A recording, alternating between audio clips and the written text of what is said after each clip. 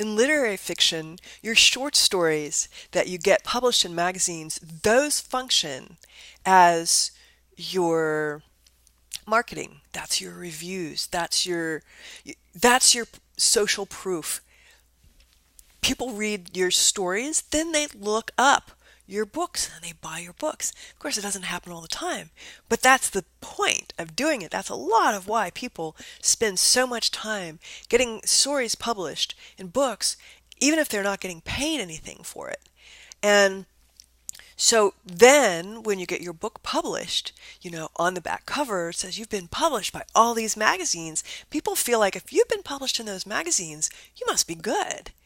I will take a chance on your writing. If you have not been published in good magazines, or all the ones that you have are just, kind of lower tier publications, that's not going to help you much.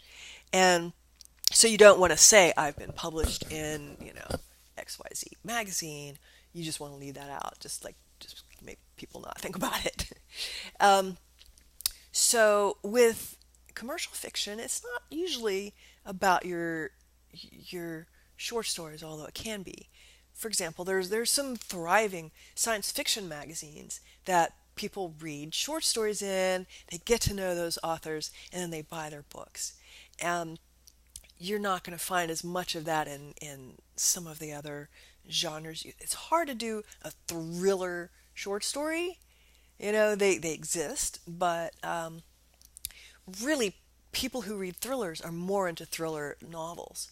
And so having a lot of thriller stories isn't going to really um, be your best, most efficient marketing technique. It can be helpful, and it can certainly help teach you how and give you feedback and make connections and all that.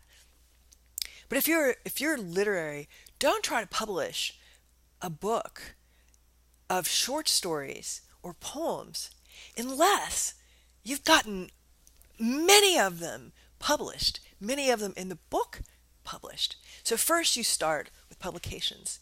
Do not start ever with putting it on your Facebook or your website or something like that, because then it cannot be published. It cannot be published. There are very few places that will accept reprints, and that's considered a reprint. And don't try to fool them. That's just not honest. Um, first you start with publications, then put a link to your publication on your website or on Facebook. And then you go from there to a chapbook. Now, chapbooks don't really exist in the commercial field. They're in the literary field. So a chapbook is very useful. Say if you're going to go and do readings at the local pub and you want to be a featured reader, then you get to be a featured reader, and then the person introducing you says, "Hey, everybody, buy their chapbooks. They're in the back. They're $10." And so you might get it published by somebody who gives you free chapbooks. You may be able to buy a few afterwards at a discount. So you'll have books on hand. People get used to what your writing's like, and then if you have a larger book come out, then they know that they want to buy it because they've read your previous book. And a chapbook is a wonderful thing to have, and it's maybe you're not ready for a full-length collection yet, but a chapbook can have just as much credibility if it's put out by a good publisher and it's really good, especially if it has a motif. Um, Matt Bell's Cataclysm Baby, for example, that did great. I mean, he was he was winning all kinds of awards. He was teaching. He was doing everything you can possibly do with just chapbooks like that. So that was very focused. It's not a collection of stories. That's not going to get you as nearly as far.